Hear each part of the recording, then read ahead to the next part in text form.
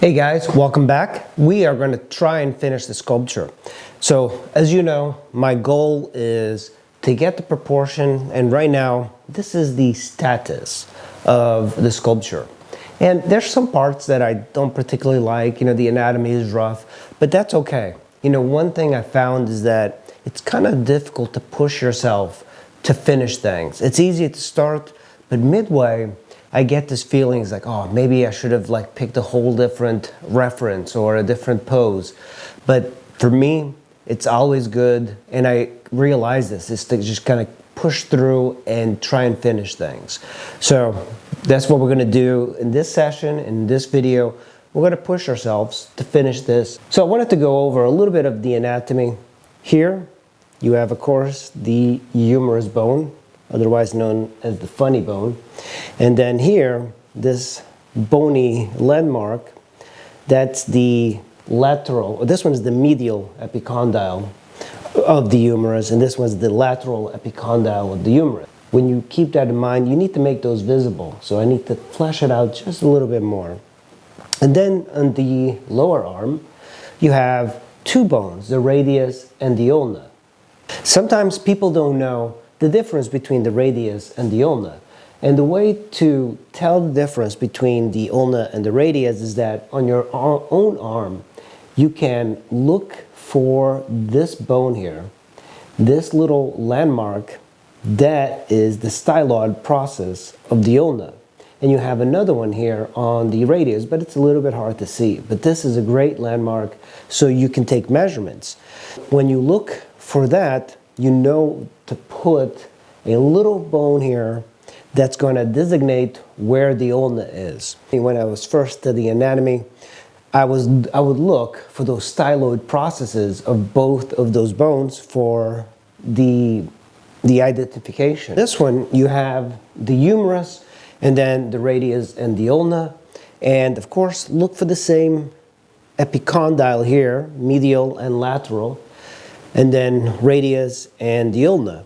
On this one, the hand is flipped, so that's our right arm, and it's flipped. That means that try to figure out the direction of the hand. Often I visualize things as being rectangular because it tells me the direction of the body. When you're looking at the joints of the arm, this bony landmark, and it's usually very distinct, it's the olecranon, that's the elbow.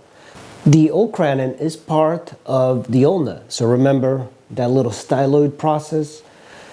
That goes there, so you kind of know how things are facing, which direction the bone is going based on where it starts and where it ends. Get the model and you're trying to visualize the anatomy, look for landmarks. Like on this one, you'll see a line here, a line here, a line down the middle, but it's very faint. This is the reason you can't really rely on photography to give you the anatomy, especially for sculpture. In sculpture, you have to dig a little bit deeper. On a female model, especially here, on this model in particular, you have this bump here, and that is the latissimus dorsi. And there's something else happening here.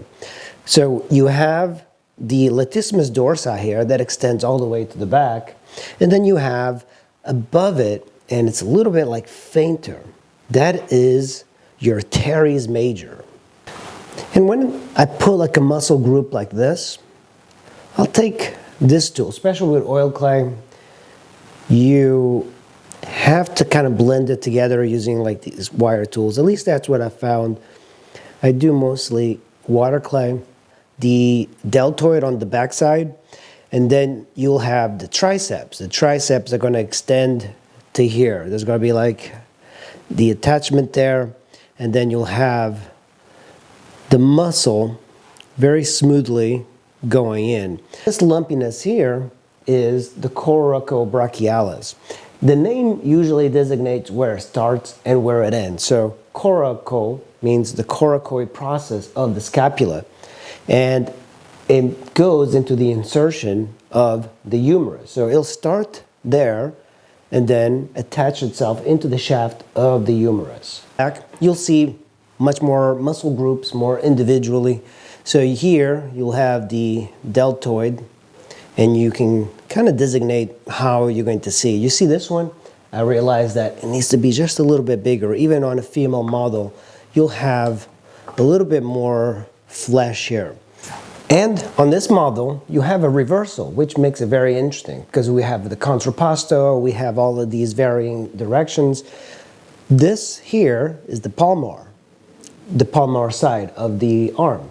Here's the dorsal, so we have a reverse, which makes it very interesting. But unfortunately, we can't go too far deep into the palmar side of both arms because it's hidden. There's a lot of anatomy that goes into the lower arm.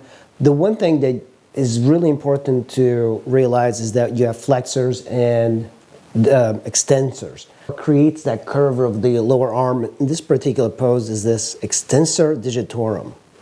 So these are the extensors. On the other side, we have the flexors.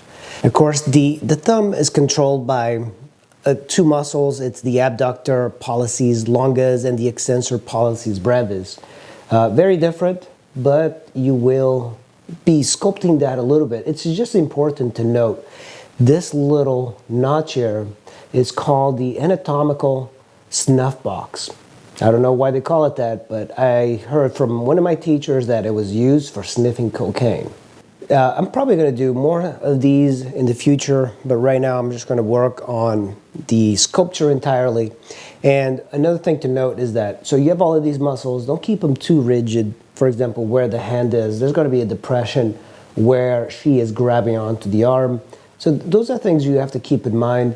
I think a lot of times I see sculptures and it's either too exaggerated or too stiff. It's as if the arm was put on without the consequence of the arm grabbing the fleshy part of the muscle. So you have to always keep that in mind.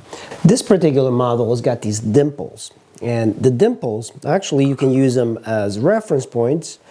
They're very important. So on a model like this, that's a little fleshier, those dimples go in. So you'll have these two landmarks and put, of course, because the hips are contrapposto, if you put this there, you'll see the line where they go. So this one is lower than this one, your superior iliac spine.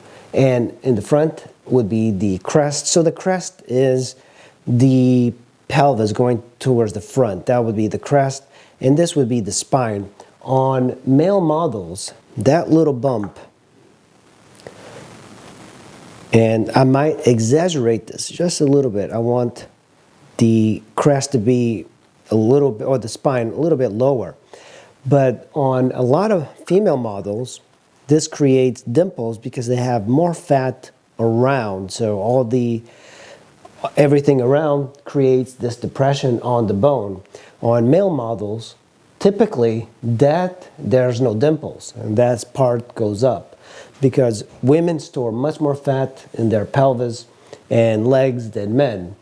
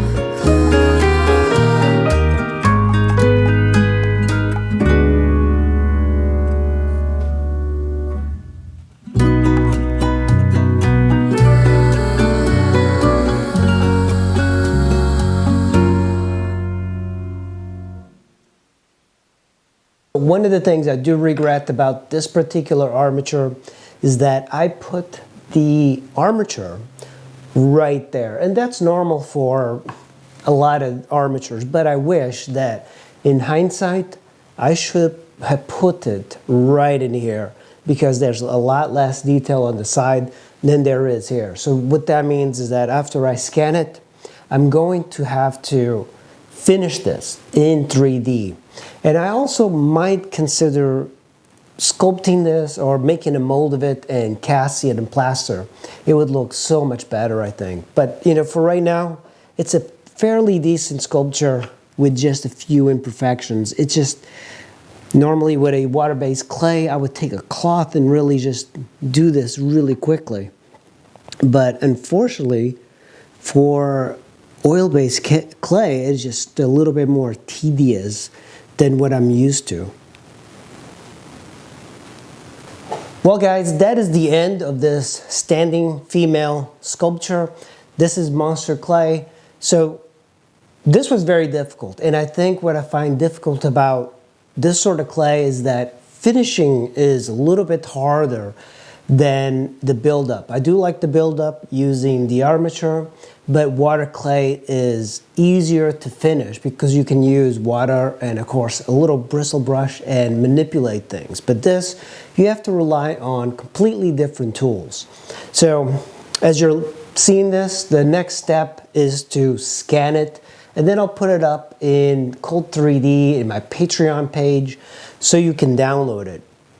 And there's still some things that I'm going to be doing, and it's mostly like just small imperfections, trying to make the hands a little bit more delicate, give it a little bit more of a smooth appearance of the muscles. But pretty much that's the sculpture for now. And the next sculpture I do on the channel is going to be an Incredible Hulk, so stay tuned for that. I do not know what type of clay I will be using for that, but you know, it's always nice. I love standing figures, and this one was a challenge. So hopefully you found this video educational. Make sure you hit like and subscribe. We have hit 20,000 subscribers on the channel, which is unbelievable, and it's all due to you. So I really appreciate you guys watching. Stay tuned for future videos, and I will see you in the next sculpture.